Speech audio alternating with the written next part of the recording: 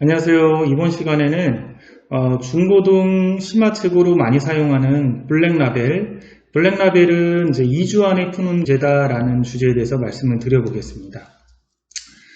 자, 이제 우리가 블랙라벨을 풀 정도면 어느 정도 이제 수학에 대해 자신감이 있고 상위권이라고 할 수 있겠죠. 그러면 이제 이런 상위권들을 보통 학습을 지도할 때, 내신 대비까지 지도할 때 어떤 흐름으로 가냐면 여러 가지 차이점이 있겠지만, 저 같은 경우는 이제 처음 배우는 개념서, 보통 이제 선행 때 많이 하잖아요. 중등 같은 경우는 처음 배우는 개념서로, 상위권인 경우는 개념 플러스 유형 파워편 이런 책을 많이 사용합니다. 그러면 개념편 같은 경우가 개념을 좀 연습할 수 있고요. 그 다음 파워편 같은 경우는 유형별 문제를 조금 난이도가 어느 정도 있는 형태로 연습이 가능하죠. 그러면 개념 플러스 유형 파워편 정도로 개념을 한번 잡아주면 얘가 개념도 되지만 유형도 어느 정도 잡혀있는 상태가 되기 때문에 이 상태에서 센수학 정도로 한 번만 더 복습을 시켜주면 두공구조죠. 그러니까 개념 플러스 유형 파워편, 그 다음 센수학 이렇게 잡아주면 어느 정도 개념이 튼튼하게 자리를 잡습니다. 이렇게 자리를 잡으면 그냥 이제 또 선행을 또 나가는 거죠. 또 다른 그 다음 선행, 그 다음 선행 이렇게 나가는 셈이죠. 자, 이렇게 그 다음 선행은 나가고 이제 내신 대비 기간이 돌아오겠죠. 가령 이제 3월달이다. 3월달이면 이제 선행을 하다가 이제 현행으로 돌아오는 복습을 해야 되잖아요. 내신을 해야 되니까.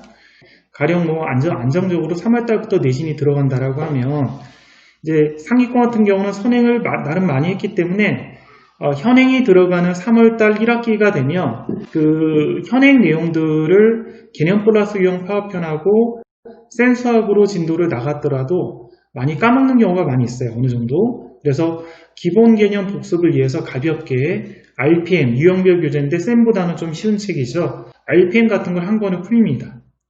그러면 이제 RPM 같은 거는 한 권을 풀리면 보통 얘네들이 이제 RPM만 푼다라고 하면 빨리 풀면 1주, 늦게 풀면 2다 그러면 고등과정을 선행을 하는 과정에서 숙제 규제로 RPM을 내준다라고 하면 한 2주 정도면 풀더라고요. 잘하는 학생들 같은 경우는.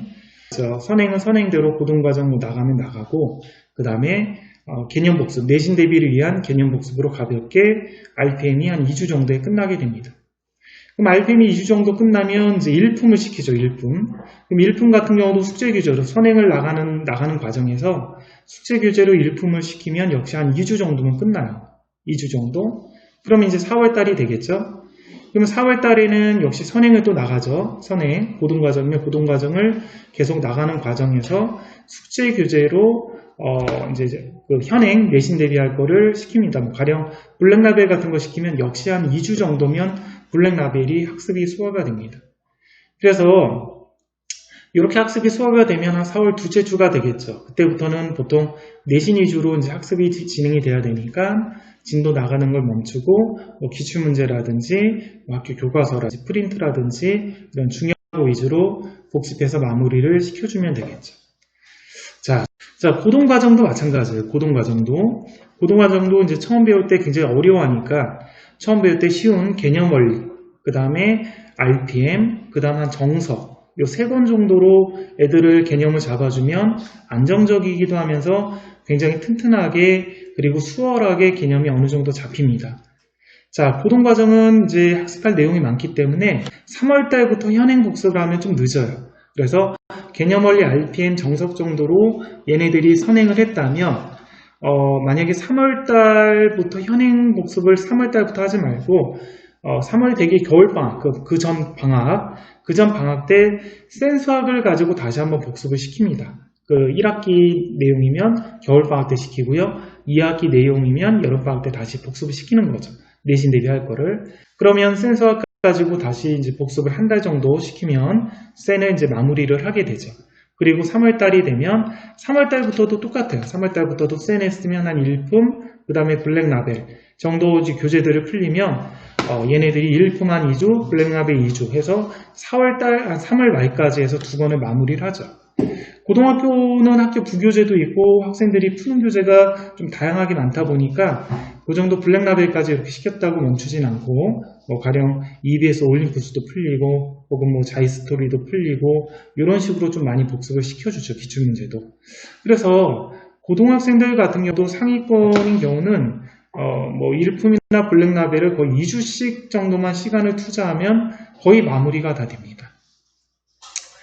자, 학생들이 이제 중학생이 되면 초등학교 때는 보통 심화교재로 최상위를 많이 쓰지만 중학교 때는 이제 최상위 말고 블랙라벨을 많이 쓰잖아요.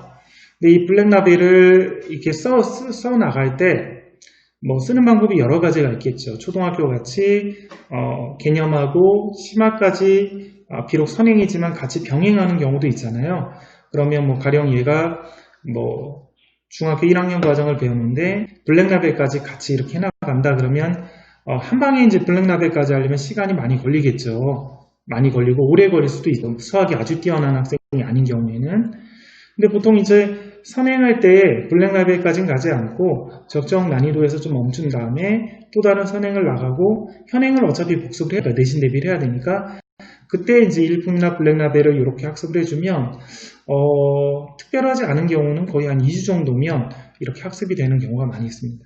그래서 이렇게 가볍게 2주 정도에 끝낼 수 있는 커리큘럼을 만들어서 이렇게 학습을 진행하면 좀 더 효율적으로 진행을 할 수가 있습니다.